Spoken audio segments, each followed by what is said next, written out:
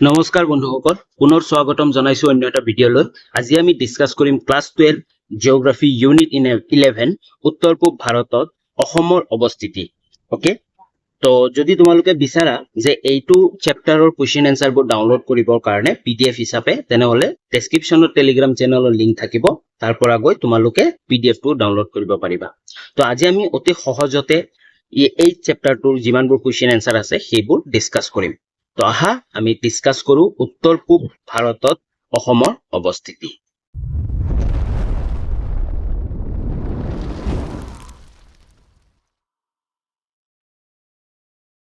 অতি চমু প্ৰশ্ন উত্তৰ এক নম্বৰ আমাক কি কৈছে অসমৰ মুঠ আয়তনৰ কিমান শতাংশ নদী উপত্যকাবোৰে আগৰি আছে অপচন গিটা চোৱা 5% 13% 60% আৰু 80% মানে কি কৈছে যে অসমৰ মুঠ আয়তনৰ কিমান শতাংশ নদীৰ উপত্যকাবোৰে আগৰি আছে ইয়াৰ শুদ্ধ উত্তৰটো হ'ল 4 নম্বৰ 80%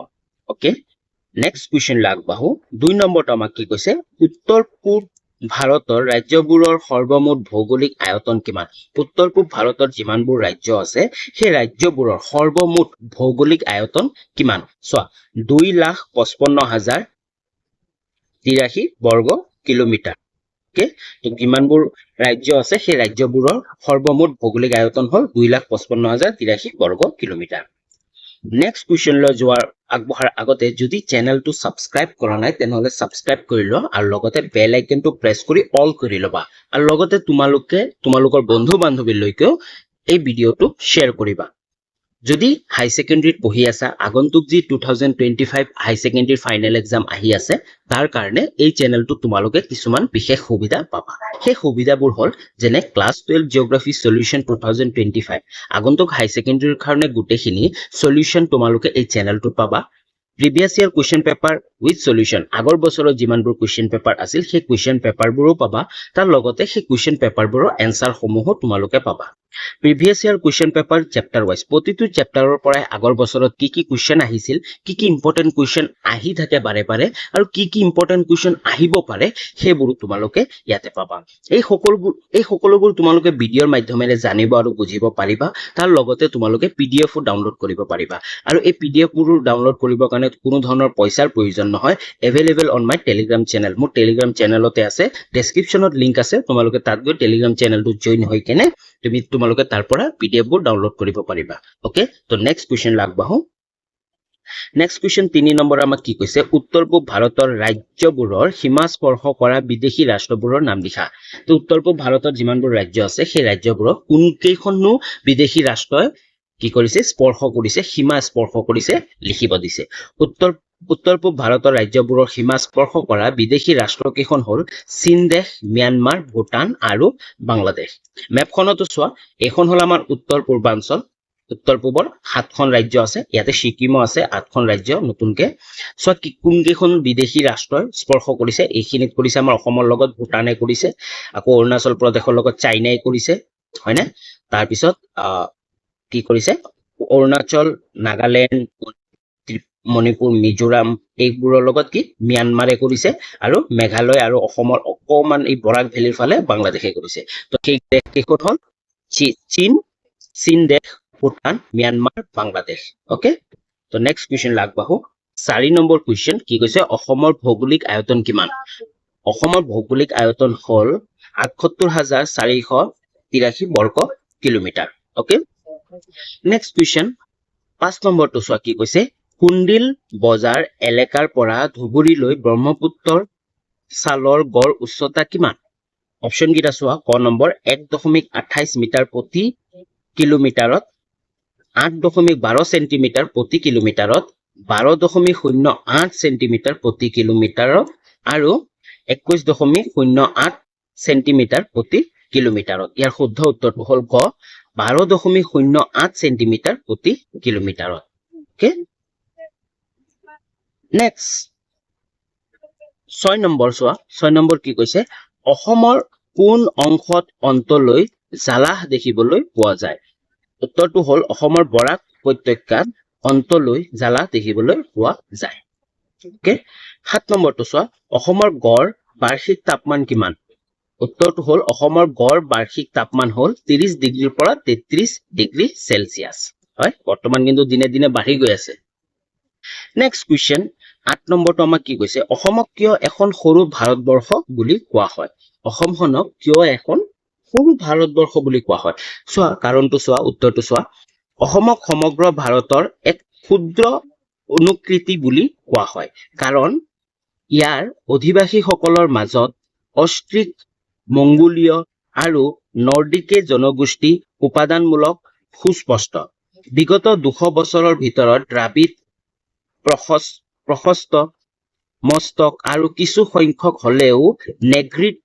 উপাদানধাৰী লোকে ভাৰতৰ ভিন ভিন এলেকাৰ পৰা কৰ্মসূত্ৰে আহি এই অঞ্চলত থিতাপি লৈছে ভাষা ধৰ্ম আৰু অৰ্থনৈতিক দৃষ্টিকোণৰ পৰাও এই অঞ্চলৰ অধিবাসীসকলৰ মাজত বৈচিত্ৰ্যৰ অন্ত নাই মানে কি কৈছে যে অসমখনত বিগত বহুত বছৰ ধৰি বিভিন্ন ধৰণৰ জনগোষ্ঠী ধৰ্মীয় মানুহ আহিছে আৰু আহি কেনে কি হয় এটা ভাৰতবৰ্ষৰ নিচিনাকে এটা ধৰ্মৰ ভিত্তিতে হওক বা ভাষাৰ ভিত্তিতে হওক বা বিভিন্ন ধৰণৰ জনগোষ্ঠীৰ ভিত্তিতে হল মানুহ ইয়াতে আছে আৰু ইয়াতে কি বুলি কৈছে এখন সৰু ভাৰতবৰ্ষ বুলি কোৱা হয় বুজি পালা নেক্সট কুৱেশ্যন আগবাঢ়ো 9 নম্বৰ কুৱেশ্যন কি কৈছে আমাৰ অসমক কিয় উত্তৰ পূৰ্বৰ আন ৰাজ্যবোৰৰ পক্ষে ভাৰত সংযোগী ৰাজপথ বোলা হয় অসমক কিয় উত্তৰ পূৰ্বৰ আন ৰাজ্যবোৰৰ পক্ষে ভাৰতৰ সংযোগী ৰাজপথ বোলা হয় চ অসম উত্তৰ পূব ভাৰতৰ একমাত্ৰ সমভূমিৰ প্ৰাধান্য থকা ৰাজ্য অসমখন কি হয় উত্তৰ পূবৰ ভাৰতৰ একমাত্ৰ সমভূমি প্ৰাধান্য থকা ৰাজ্য মানে সকলোতকৈ বেছি সমভূমি থকা ৰাজ্য হয় বাকি যিমানবোৰ ৰাজ্য আছে সেইবোৰত কি হয় হিমালয়ৰ পৰ্বতৰ সেই হেৰিবোৰ থকাৰ কাৰণে কি হয় বেছিভাগ পাহাৰী অঞ্চল ৰাজপথ মানে ৰাস্তা ঘাটৰ ইমান সুবিধা নহয় নেক্সট কি কৈছে তদুপৰি উত্তৰ পূবৰ প্ৰতিখন ৰাজ্যৰ লগত দেশৰ বাকী অংশৰ স্থল সংযোগ একমাত্ৰ অসমৰ মাজেৰেহে সম্ভৱ হয় কি হয় যি স্থল সংযোগ আছে ন সেই স্থল সংযোগ কি হয় একমাত্ৰ অসমৰ মাজেদেহি কি হয় সম্ভৱ হয় হয়নে কাৰণ বেলেগ এখন ৰাজ্যৰ পৰা আন এখন ৰাজ্যলৈ যাব লগা হলে কি হয় বেছিভাগ মানুহে কি কৰে অসমৰ মাজেৰে যোৱাটোৱে ভাল পায় কাৰণ কি হয় স্থল সংযোগ একমাত্ৰ অসমৰ মাজেৰেহে সম্ভৱ হয় উত্তৰ পূব ভাৰতৰ কেন্দ্ৰীয় অৱস্থানত অৱস্থিত হোৱাৰ বাবে অসমৰ মাজেৰে অঞ্চলটোৰ আন যিকোনো দুখন ৰাজ্যৰ মাজত যোগাযোগ সুবিধাজনক হয় সেয়েহে অসমক উত্তৰ পূবৰ বাকীবোৰ ৰাজ্যৰ পক্ষে ভাৰত সংযোগী ৰাজপথ বুলি কোৱা হয় হয়নে যদি উত্তৰ পূবৰ ভাৰতৰ কেন্দ্ৰীয় অৱস্থাত অৱস্থিত হোৱা হেতুকে মানে কেন্দ্ৰত অৱস্থিত হোৱা হেতুকে এতিয়া যদি অৰুণাচলৰ পৰা কোনোবাই যদি হেৰি লৈ যায় নাগালেণ্ডলৈ যায় তেনেহলে তেওঁলোকে কি বিচাৰে যে সেই অৰুণাচলৰ পৰা ডাইৰেক্ট নাগালেণ্ড যাব নিবিচাৰে কাৰণ চোৱা মেপত চোৱা মেপটোত এতিয়া অৰুণাচলৰ এইখিনি আছে মানুহ এজন আৰু তেওঁলোকে নাগালেণ্ড যাব লাগে তেওঁলোকে ডাইৰেক্ট অৰুণাচল এনেকে যাব নোৱাৰে কাৰণ বহুত ধৰণৰ সমস্যা আহে ৰাজপথ নাই ভাল ৰাস্তা ঘাট নাই পাহাৰী অঞ্চল তেওঁলোকে কি কৰে এই অসমৰ মাজেৰেহে এই নাগালেণ্ড যায় বা যিকোনো ঠাই এইখিনিৰ পৰা অসমত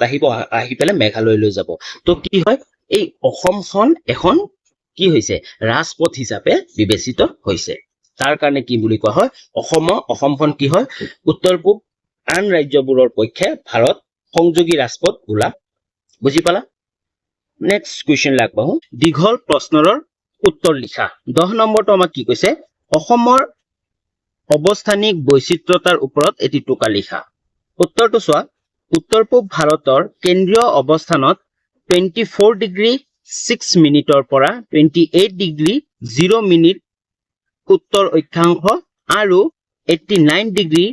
51 মিনিটৰ পৰা 96 ডিগ্ৰী 1 মিনিট পূব দ্ৰাঘিমাংশৰ মাজত অৱস্থিত অসম ৰাজ্যৰ আয়তন হল কিমান 78,438 বৰ্গ কিলোমিটাৰ ওকে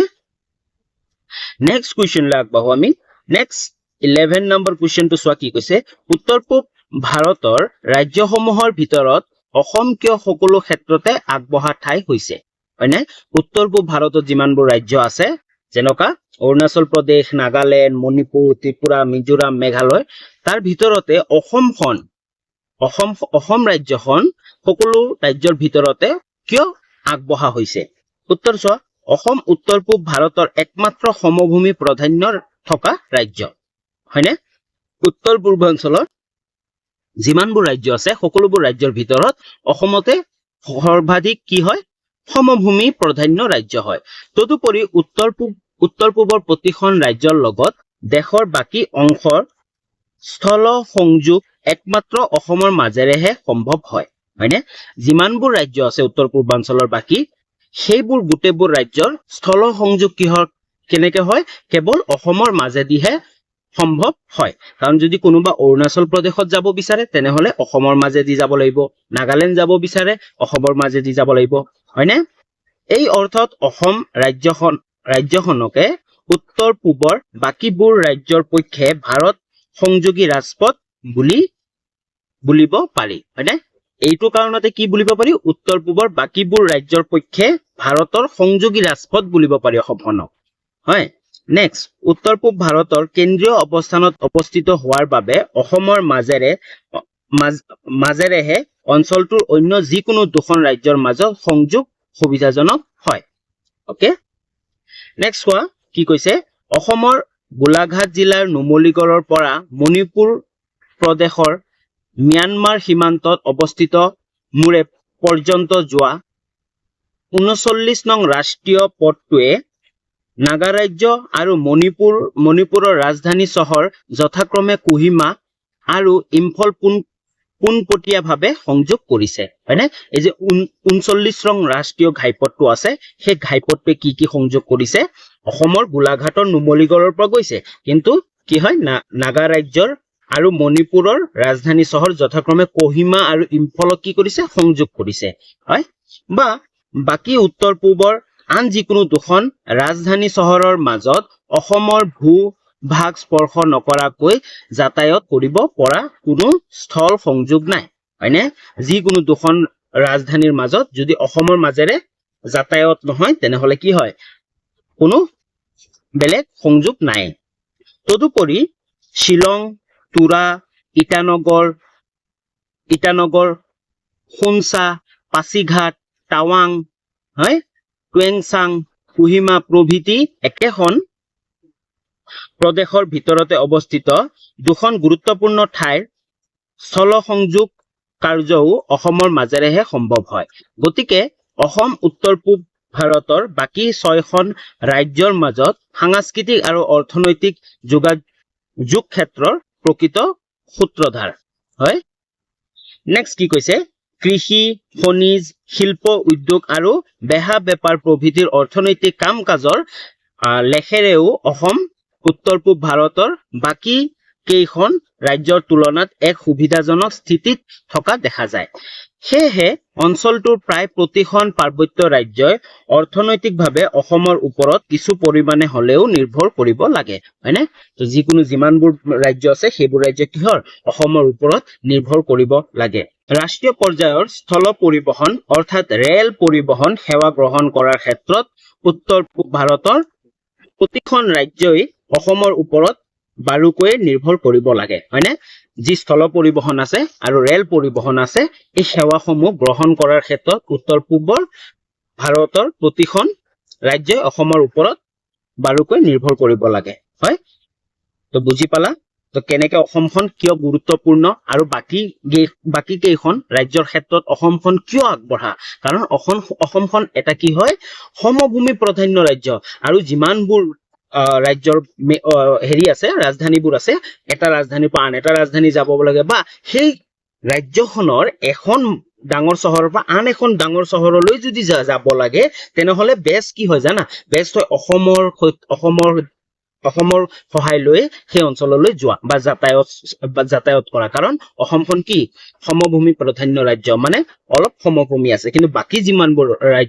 ৰাজ্য আছে সেইবোৰ ৰাজ্য কি পাহাৰীয়া ৰাজ্য হেতুকে যি স্থলপথ আছে ন সেই স্থলপথৰ বিভিন্ন ধৰণৰ অসুবিধাই দেখা দিছে ওকে তো নেক্সট কুৱেশ্যনলৈ আগবাঢ়ো 12 নম্বৰটো কি কৈছে উত্তৰ পূব ভাৰতৰ প্ৰধান ভূ অৱয়বৰ বৰ্গসমূহৰ বিষয়ে টোকা লিখা হয়নে উত্তৰটো ক নম্বৰ কি কৈছে মালভূমি অৱয়ব কি আছে মেঘালয়ৰ মালভূমিখন মেঘালয় ৰাজ্যৰ ৰাজনৈতিক সীমা অতিক্ৰম কৰি অসমৰ চাৰি সীমাৰ ভিতৰত ধনশিৰি নদীলৈকে পূৰ্ব দিশত আগবাঢ়ি থকা দেখা যায়। কপিলী আৰু ইয়াৰ কিছুমান উপনৈয়ে যুগ যুগ ধৰি চলোৱা সংক্ৰমণ কাৰ্যৰ ফলত 90 ডিগ্ৰী পূব দ্ৰাঘিমা ৰেখাৰ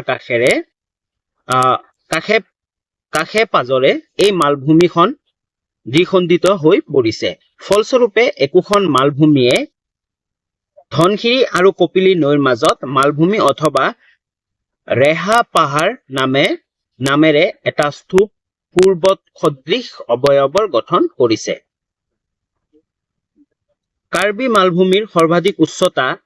1363 মিটাৰ আৰু ই আয়তন প্ৰায় 7400 বৰ্গ কিলোমিটাৰ। কপিলীৰ পশ্চিমে অৱস্থিত কাৰ্বি মালভূমিৰ বাকী অংশ হাৰমেন মালভূমি নামে জনা যায়। ই আয়তন প্ৰায় 300 বৰ্গ কিলোমিটাৰ। এই মালভূমিৰ গড় উচ্চতা 300 পৰা 600 মিটাৰ। ওকে, নেক্সট 6 নম্বৰ আমাক কি কৈছে? ভংগিন পাহাৰ। হিমালয় পৰ্বত শ্ৰেণীৰ অন্তৰ্গত পূৰ্বাঞ্চল উচ্চ ভূমিৰ নগা পাহাৰৰ এটা ঠেঙুলি অসমৰ উত্তৰ কাছাৰ জিলাৰ সোমাইছে। পশ্চিমে কপিলী নৈলৈকে আগুৱাই গৈ মেঘালয় মালভূমি স্পৰ্শ কৰি থকা এই পাহাৰ শ্ৰেণীৰ নাম বৰাইল পাহাৰ, হয়নে? এই পাহাৰটোৰ নাম কি আছে? বৰাইল পাহাৰ। বৰাইল পাহাৰৰ শিলাসমূহ ইয়চিন আৰু অলিক চিনযুক্ত। কি? ইয়চিন আৰু অলিক চিনযুক্ত। অৰ্থাৎ আজিৰ পৰা 30-40 নিযুত বছৰৰ পূৰ্বে এই পাহাৰৰ উত্থান হৈছিল। আজিৰ পৰা কিমান? 30-ৰ পৰা 40 নিযুত বছৰ পূৰ্বে এই পাহাৰৰ উত্থান হৈছিল। 2 নম্বৰ, নদী গঠিত সমভূমি। ইল পাহাৰক জলচ্ছেদ হিচাপে লৈ ইয়াৰ উত্তৰ আৰু দক্ষিণ ফালে অসমত 2খন বিস্তৃত নদী গঠিত সমভূমি আছে। এই 2খন সমভূমি ক্ৰমে ব্ৰহ্মপুত্ৰ উপত্যকা আৰু বৰাক অথবা সুমা উপত্যকা বোলে। ঘ নম্বৰ কি কৈছে? ব্ৰহ্মপুত্ৰ সমভূমি। অসমৰ উত্তৰ অংশত বিস্তৃত ব্ৰহ্মপুত্ৰ উপত্যকা মালভূমিখন ৰাজ্যখনৰ সৰ্ববৃহৎ ভূ আকৃতিৰ অৱয়ব। এই সমভূমিৰ আয়তন 58,315 বৰ্গ কিলোমিটাৰ, অৰ্থাৎ সমগ্ৰ ৰাজ্যৰ প্ৰায় 4 ভাগৰ 3 ভাগ। ইয়াৰ দৈৰ্ঘ্য 720 কিলোমিটাৰ আৰু প্ৰস্থ 30 to 100 কিলোমিটাৰ। এই সমভূমি অঞ্চলক বিশ্বৰ ভিতৰত অন্যতম নদীবহুল অঞ্চল বুলি জনা যায়। হয়, বিশ্বৰ ভিতৰত কি হয়? অন্যতম নদীবহুল অঞ্চল বুলি জনা যায়। নেক্সট 15 নম্বৰত আমাক কি কৈছে? বৰাক উপত্যকা। উত্তৰ ভাৰতৰ বৃহৎ সমভূমিখনে বাংলাদেশ সমতল নামেৰে বাংলাদেশৰ মাজেৰে আগুৱাই আহি 92 ডিগ্ৰী 30 মিনিট পূব দ্ৰাঘিমাৰ কাষৰীয়া অৱস্থান দি অসম সোমাই কৰিমগঞ্জত হাইলাকান্দি আৰু কাছাৰ জিলাৰ ভূভাগ সামৰি লৈ মণিপুৰ সীমান্তৰে বৈ অহা বৰাক আৰু ইয়াৰ উপনৈ জিৰি পৰ্যন্ত বিস্তৃত হৈ আছে। হয়, তো আজিলৈ ইমানখিনি আছিল। বাকি যিবোৰ কুৱেশ্যন এনসাৰ ৰৈ গ'ল সেইবোৰ নেক্সট ভিডিঅ'ত দিবলৈ চেষ্টা কৰিম। ওকে, যদি তোমালোকে ভিডিঅ'টো ভাল পালা তেনেহলে তোমালোকে লাইক কৰা, কমেন্ট কৰি জনোৱা যে কেনে পাইছা নে কিবা বুজি পোৱা নাই, আৰু বন্ধু বান্ধৱীলৈ শ্বেয়াৰ কৰা, আৰু চেনেলটো সাবস্ক্ৰাইব কৰাৰ লগতে বেল আইকনটো প্ৰেছ কৰিবা যে আগন্তুক হাই সেকেন্ডাৰী 2025 এক্সাম আহি আছে, তাৰ কাৰণে এই চেনেলটোত কিছুমান বিশেষ সুবিধা পাবা। আৰু পিডিএফ বোৰ তোমালোকে ডেসক্ৰিপচনৰ লিংক থাকিব টেলিগ্ৰামৰ, তাত গৈ তোমালোকে পিডিএফ বোৰ ডাউনলোড কৰিব পাৰিবা। ওকে, তো আজিলৈ ইমানখিনি আছিল। পুনৰ লগ পাই আছো নতুন এটা ভিডিঅ লৈ। তেতিয়ালৈ বাই বাই।